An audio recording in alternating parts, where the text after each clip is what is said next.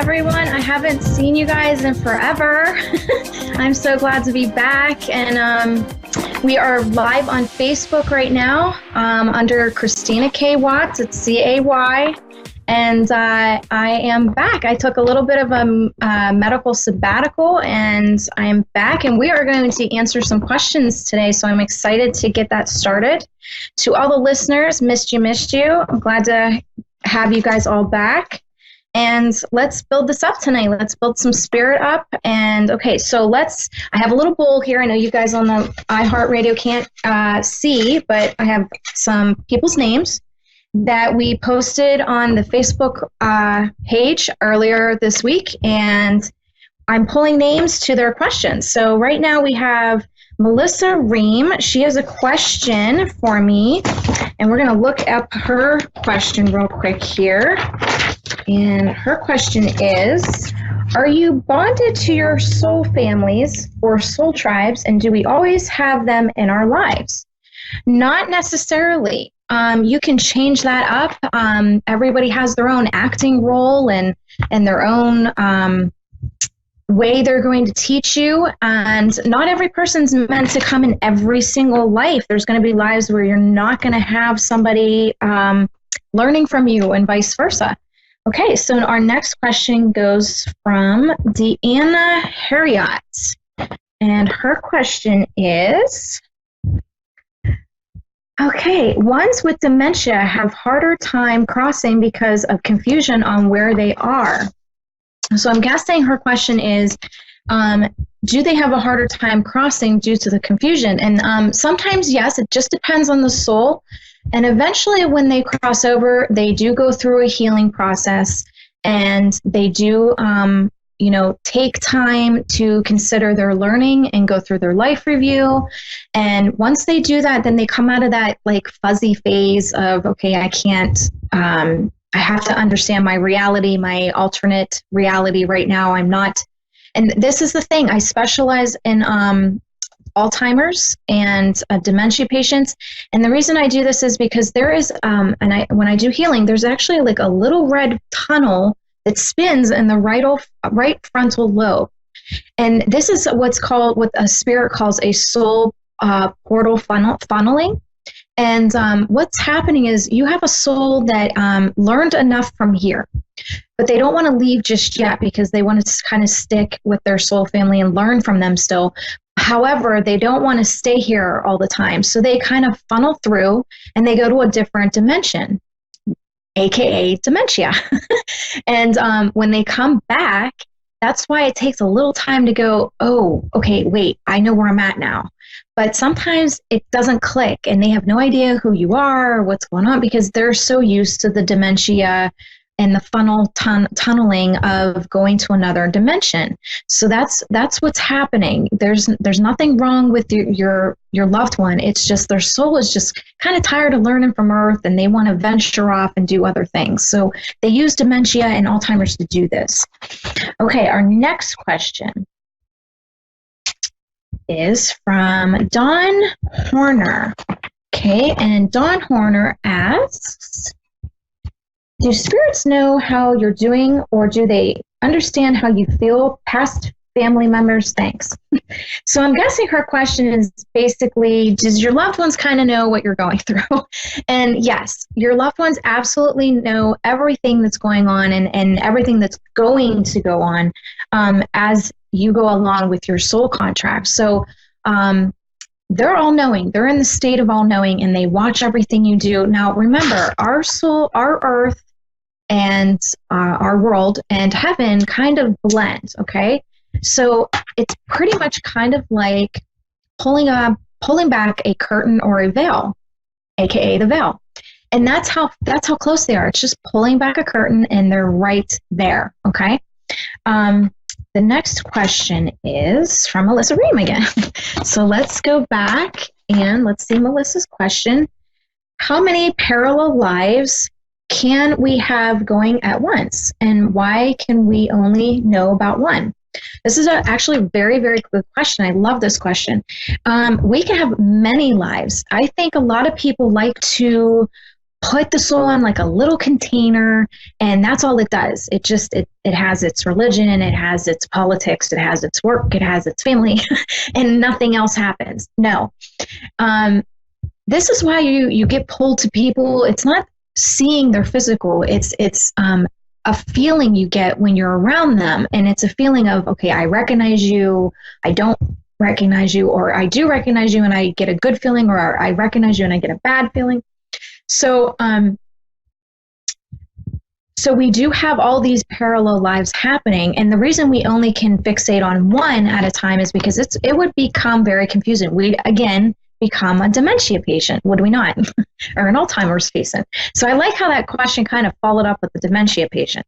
Okay, Kristen Holt on the personal page asks, let's see where Kristen Holtz is, and we'll answer her question. I think she's on the beginning here. Yes, she is.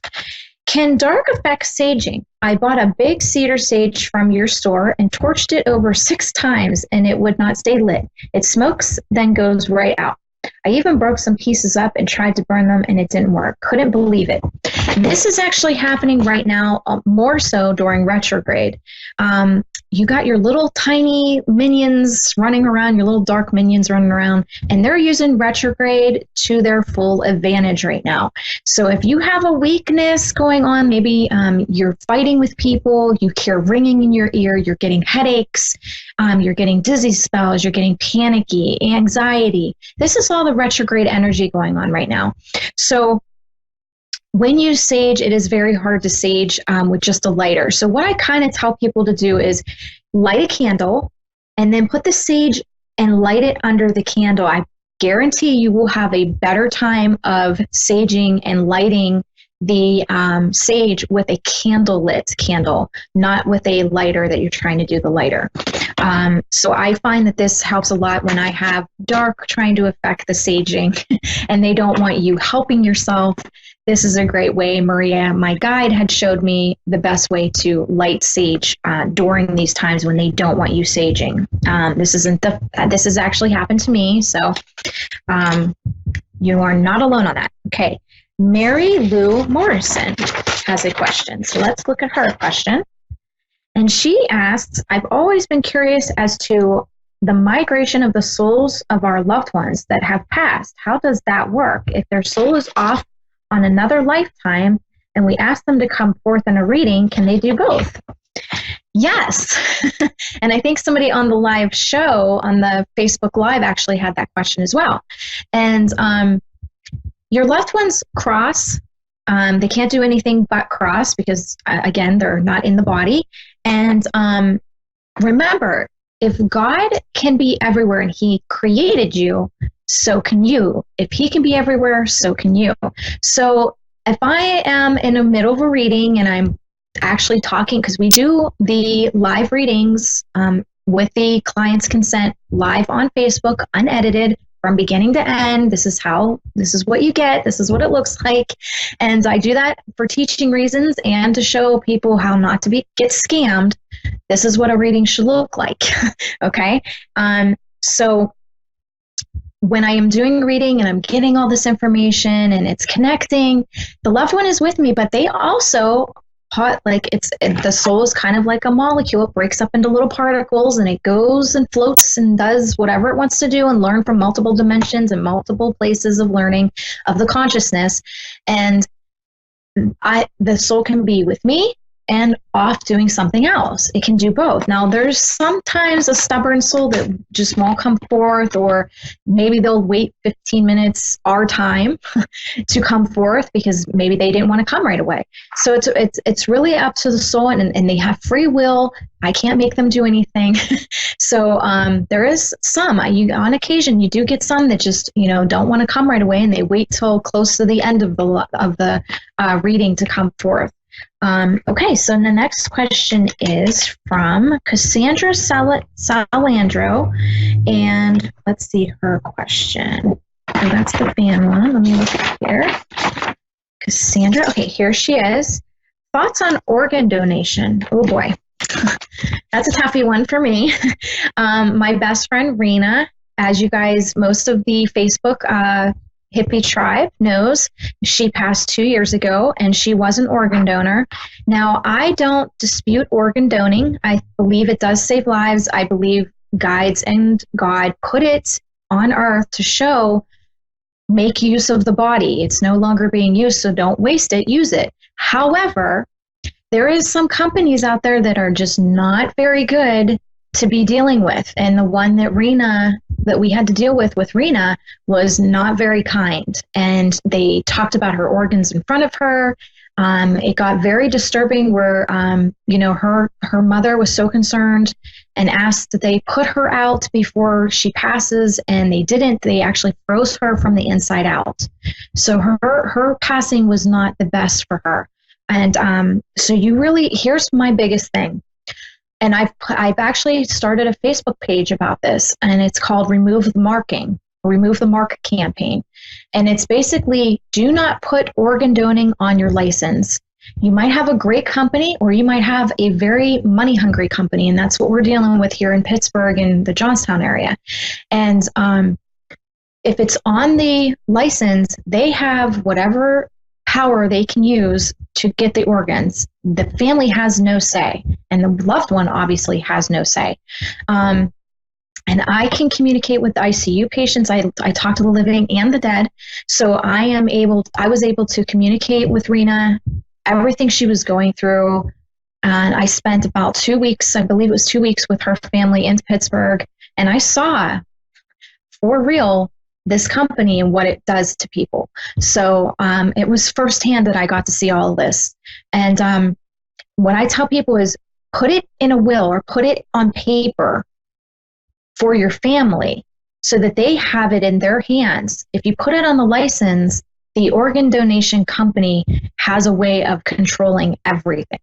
So the power is no longer in your hands if it's on your license. So take it off your license and put it on a contract where your family has the say of everything, okay? And then you put your wishes on that contract of what you want done, okay? So nobody can control that. Okay, next question. Angela Inman. Okay, Angela Inman. Let's see. Okay, Angela Inman. Manifesting. I am trying to be mindful of my thoughts, which somehow seem to play out in life. How do we work on mindful manifesting good things? Right now with retrograde, this is going to be very difficult. I'm struggling with that myself as a medium. I have some things in the work, and I'm trying to control my manifesting because sometimes we just worry.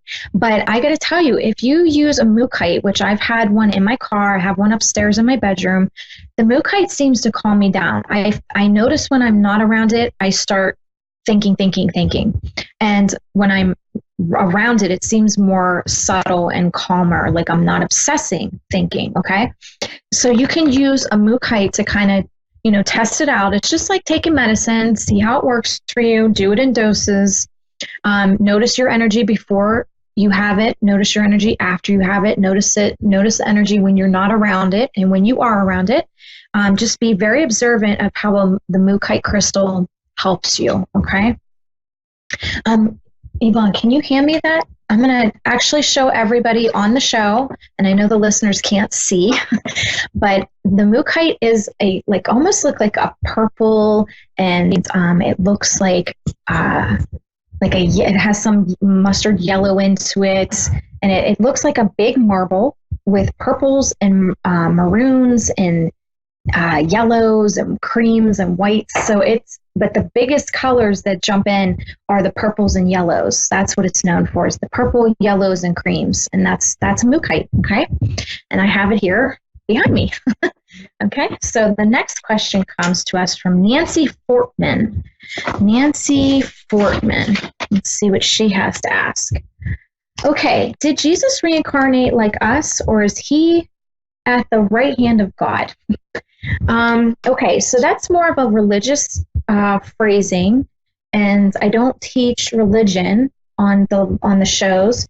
But what I am going to explain to you is, yes, Jesus actually even mentioned in the Bible of reincarnation. He actually said to his apostles when he was around John the Baptist, he had said, do you not recognize Elijah, referring to John the Baptist as Elijah. So yes, Jesus has reincarnated. He actually reincarnated already, and he's actually close to the Vatican near the Pope. That's why all this stuff with the Vatican is spewing up. And if you check out my predictions from January, there's a lot of things coming out. I had mentioned Area 51. There was things going to start coming out for Area 51. I said things were going to start showing up about the Vatican. That's now happening. So check those predictions out. You can go to the YouTube channel, The Divine Medium Christina K, C-A-Y, and subscribe. You will not miss a show. Not one video will you miss if you go to the YouTube channel and subscribe. And the predictions are actually on there. If you scroll through, you'll find them. And I do talk about them live. Okay, our next question comes from, Melissa Ream again. Okay, so Melissa Ream asks, let's see where her question is. I didn't mark it. Okay, well, let's find it. Oh, I think it's on the other page. Here we go. Yes, here it is. How many lives do we have to incarnate to reach the finishing point? I think she thinks it's a race. And what is it we're trying to achieve to complete or accomplish to get to it? Okay, so basically the soul is learning, and it's doing everything it can to learn how to grow in spiritual enlightenment. It's not so much spirituality, it's the consciousness growing like a baby, learning ABCs, math, geometry. It's learning different topics, different subjects, and it doesn't have to come to Earth to learn all of that. But a lot of people do come to Earth because it's so heavy, it's so weighed down, and it's actually interesting to the soul to learn from here because it's so hard to learn from here, and that's the point of it. But honestly, you can incarnate as many times as you want. There is no limit, and when you put a limit on the soul, you're not allowing it to be free to be itself. So try not to put restrictions or limits or put the soul into a box. Think how free you can be when you don't hold on to fear and you don't limit yourself and you don't box yourself in. Okay? The next question is from Amanda Squires. I'm hoping I'm not butchering her name. Okay, so her question is, let me find it. All right, Amanda Squirrels. Do birthmarks show how you died in past life? If so, what does it mean if you do not have any type of birthmark? Okay, the birthmarks that show up on people's bodies are mainly there to show a significance of a specific life that played a huge role and is going to play a role in this life. So if you show up and you don't have birthmarks, it doesn't mean there's something wrong with you or you didn't have past lives. It just means there's not a past life that's going to play a dramatic role. Birthmarks tend to mark, okay, so I had my head chopped off a couple times as Queen Mary and Queen Anne Boleyn Tudor, and I have right here a birthmark to kind of remind me because both of those lives are actually playing a role in this life. So wherever you have a birthmark, it's showing you that life is going to play a role. Don't freak out. It's just like when a loved one comes to visit. They kind of give you that thought of themselves in your mind, and then let's say, for example, you hear something knocked down. They're just saying, don't freak out. It's just me. Birthmark kind of works the same way. It's saying, don't freak out. I'm going to play a role in this life. Just play along with it, okay? Because it's trying to teach you something. And most likely in your dreams, because your body is sleeping, your soul is not, it's off doing things, you might even visit those lives multiple times. And you might not remember all of them, but you will come back with messages each time you do this, okay? All right, our next question comes from Elsie McAllister. Elsie McAllister asks, oh, wait, I'm on the wrong page. What exactly does karma mean? For example, so was mean to their assistant, then later in the day, the mean person lost a wad of money. Is that karma or just coincidence? Okay, so with karma, sometimes your guides will let you see karma play out. Yes, most of the time it has to do with things they're doing in this life that they need to feel a repercussion of what their actions are doing. And karma, they don't see karma as bad. Spirit guides do not see karma as bad. They see it as a learning. So I use this analogy all the time. So let's say, for example, you have a son who has Down syndrome and a mother who's very frustrated with the Down syndrome. And she has nobody to help her. It's just her. So she's doing all the work. So she's taking her frustration out on the son. Okay, so now let's fast forward. The mom dies, the son dies. They go to their life review and they start reviewing their life. Mom feels everything she did to the son, and the son feels everything the mom went through. So now they have a better understanding because they switched roles, or they got to feel each other through this soul contract life review. Now, the mom says, I want to make this up to you. Let's go back. I want to try this again. But there's something wrong with that. It's not until they switch roles that they see each other's point of view better when they're living it out, because you can't just look at a book and know what's going to happen. You have to get into the book, read it, and when you're reading it, you're not even getting the experience. It's almost like you have to jump into the story and get the full experience of what's happening. Okay, so that's how karma plays out. They want you to learn from both aspects. So most likely, they're doing a real life karma understanding. And they're trying to help this soul. I don't see the soul as being bad. I'm thinking maybe they just didn't have the best decisions that they had made. There's no right or wrong. There's no, yes or no with paths. It's just what you choose is what you're going to learn. So, and based off of this person, they most likely are choosing not great things to learn from. Then it goes inside and they don't know what else to do but be mean about it and be upset about it and taking it out on others. So their guides are kind of doing things to kind of show them, this is how you made this person feel. Now, how do you feel that this kind of happened to you? Okay. So it's a real life karma cycle that's happening. Okay. All right. Our next question comes from Heidi Adelheid. I hope I'm not butchering her name. And her question is, major deep-rooted systems humans have developed in order to live and survive in this world will have to crumble in order to bring change. And she's very right. No doubt this will create chaos and disrupt comfort levels people are accustomed to. Knowing this will come about, what can we do for one another to help this transition, and what can we do spiritually to help ascend the vibration to bring us out of the long repeating cycle of the sheep effect, which I talk about a lot on my live shows, the distraction that keeps people from knowing who they are and what is really going on. You have to help people that are around you. If you see a homeless person and your first immediate thought is to get away from them, oh, they smell, or they did this to themselves, you have to see that from their point of view, that they're also struggling from their life and their learning and how they decided to choose to learn, or maybe they chose that path to get raw into their learning. Because when I see someone with Down syndrome, or I see somebody that has their leg cut off or their arm cut off, or I see a homeless person, I look at them as warriors because they really took on the hardship. They did not waste their time here. They took it on and they said, you know what? Give it to me. I want to learn from it. I don't want to waste my time here. When I go back, I really want to excel my learning. So I see these people as really taking on a life and really learning from it. And we have a homeless person. I'm always beeping at him. I just took him Gatorade the other day. Just do these things because you never know how you're going to affect and enlighten their life. I mean, he sits on a stoop and he looks sad all day.